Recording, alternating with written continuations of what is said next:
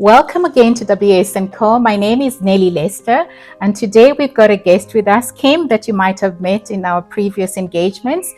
Kim is going to be talking to us today about her own experiences about goal setting.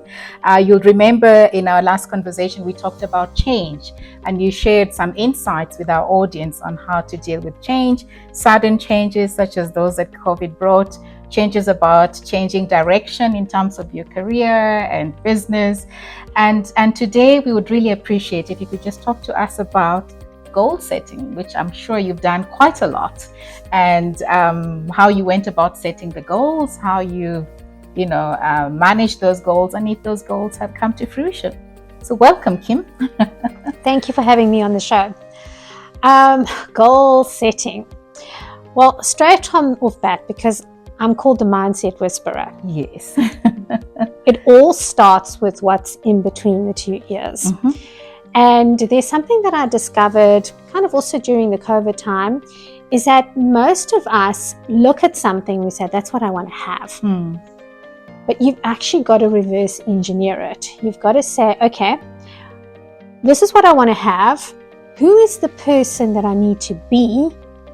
What are the things that I need to do so that I can get the things that I want to have? Mm-hmm. So if we were saying, I want to write a book, because this is the place that that I specialize in your center core, yes. If I want to write a book, then you have to start with the words, I am an author. Mm-hmm. Now, most people think that you are only an author when your book is published, but that's not true. That means you're a published author. I see. That's a distinction. Yeah? Yes. An author is someone who writes. Some people have got the courage to release those words into the world, and some people will hold back. So when we start with the very, very first words, we always start by saying, I am an author. Now, what would an author do? Right. An author would write, correct. And a published author is going to write enough words to be able to release that book into the world. So are you saying that the writing is the goal, or the book is the goal? The goal is to be the person that achieves that goal. Okay. So if you look at your incredibly busy day, I've got to pick up children, I've got to go to that conference, I've got to do these kinds of things, then as you're choosing how do you manage your time, you ask yourself this question, what would a writer do? Well, a writer would prioritize writing.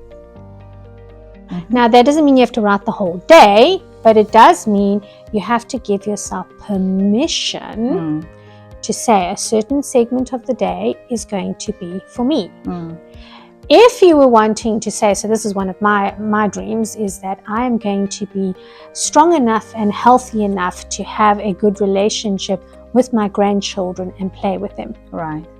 Now, what does that mean? If that's my end goal, who do I have to be to get there? That means I have to be a person who looks after my body. So obviously I have not perfectly reached that goal because I don't look like an athlete. But I want to have some flexibility, and I want to be mentally alert enough that I don't have those kids that say, oh, we don't want to go to Grand, she's so boring. I want to have interesting stories. So interesting stories so that I can be that person means taking care of my body. Maybe doing things other than just watching TV every Saturday, so that I have something to share with my grandchildren. So all of our goals come from who we are. And then you also ask yourself, okay, so an athlete, if I look at an athlete, would there be days they might have to nurse an injury? Right. Would there be a day that maybe they've got to go to a funeral, so they're not going to train on that day?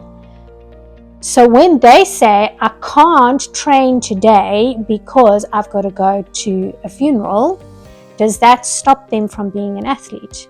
No. It doesn't stop them. Yes. They still have that goal, which brings me to the point of making a distinction. So you've given us 3 examples. You've said somebody's writing a book, somebody wants to play with their grandchildren when they're, when they do arrive, and somebody's an athlete.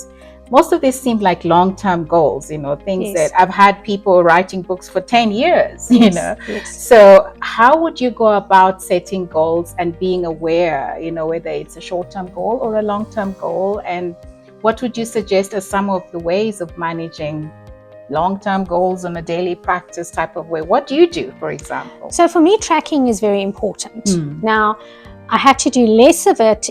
I do less of it now than what I did beforehand. But when my authors come in and then we say, okay, what would a typical book look like? Then we say, right, it's 67,000 words. Then, and you've done this with me as well, we do a little bit of a speed test. So if I'm writing, this is how much I can achieve on a daily basis. And for the audience who ever think of writing a book, in 15 minutes, the average author, and you exceeded this, but the average author writes 350 words in 15 minutes. Now, if you multiply that out and you're writing 4 days a week, you can, at the end of 6 months, you could have done 67,000 words. Now, the word count is not the biggest thing. It is setting aside the 15 minutes a day to do that. If you're wanting to build up an investment portfolio, always a smaller portion of your salary would go into every single month, would go into building up that portfolio. So it's not about leaping from here to there. It's about saying, what can I, in my current situation, manage on a routine basis, because all those little bits and pieces add up. There's a book called The Millionaire Woman Next Door, and it's about ordinary women that became millionaires, and some of them were just public librarians. Nothing really spectacular, and it shows the disciplines that they did on a regular basis to get to the goal. And that when there's a wobbly, which we all have wobblies, we don't say that it's the end of my goal, I'm a complete failure. It is giving yourself permission to say, I reached a wobbly, I'm now going to continue in the process. Thank you so much, Kim, for sharing about goal setting. And as is always, we ask our audience to share with us at least 2 things, 2 advice that you would leave us with today to our audience on goal setting. What would you say are the 2 key areas that you would offer us as advice in setting our goals? I would say know who you are, because some people's goals come from a different place to yours. So if I wanted to learn Zulu and I wanted to read a Zulu book, it's going to take me a heck of a lot longer than someone else. So be realistic about who you are. And I'm also a great advocate of getting an accountability partner, whether it's a paid coach or a friend who really believes in you. So not someone who's got a jealousy issue with you, but someone who is honest enough to push you. I had a friend say to me the other day, she said, what are you going to let go of this year? And I said, self-sabotage. And she says, which is something you've been saying to me for the past 20 years. So I'm like, okay, you're honest. But in this particular area, I'm going to minimize self-sabotage.